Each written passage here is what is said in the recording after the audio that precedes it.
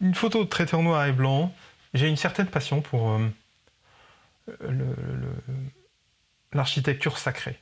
Je ne suis pas croyant, plus croyant, mais par contre je suis vraiment fasciné par l'effort qu'a pu produire dans l'histoire l'homme pour adorer quelque chose qui est irréel, qui est non palpable. À une époque aujourd'hui où tout est extrêmement matérialiste, où on ne se rapproche que du concret des objets et assez peu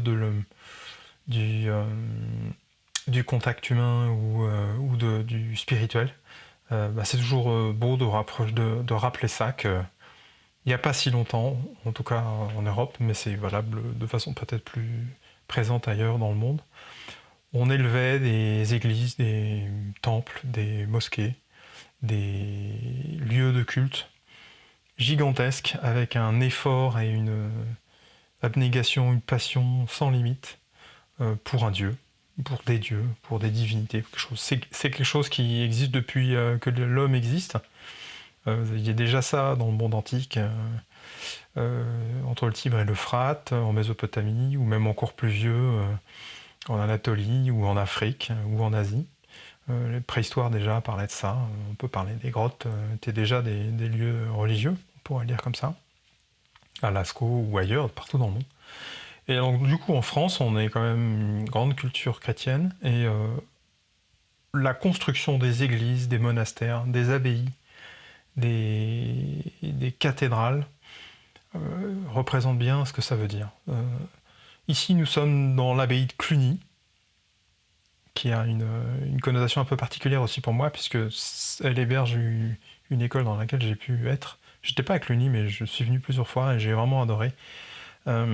Et donc l'abbaye de Cluny a un jour de visite en juin, je pense. En mai, fin mai.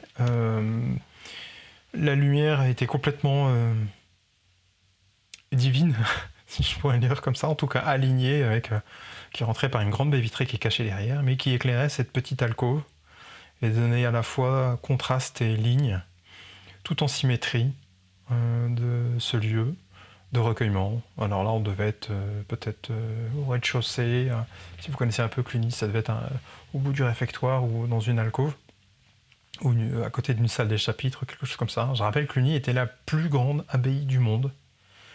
Ce qu'il en reste aujourd'hui représente un petit quart de ce qu'il existait, avec son apogée à l'époque de Louis XIV, peut-être un peu plus tard, et puis le début de sa déconstruction au moment de la Révolution française.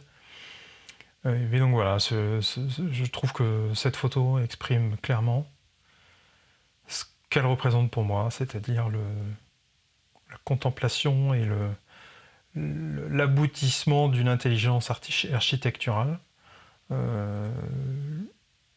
pour un but absolument pas utile, qui est la prière, en tout cas pas matériel. C'est probablement utile, mais c'est pas matériel. Et je trouve que c'est en véritable décalage avec ce qu'on vit aujourd'hui. Et c'est assez fascinant de savoir que ça existe encore.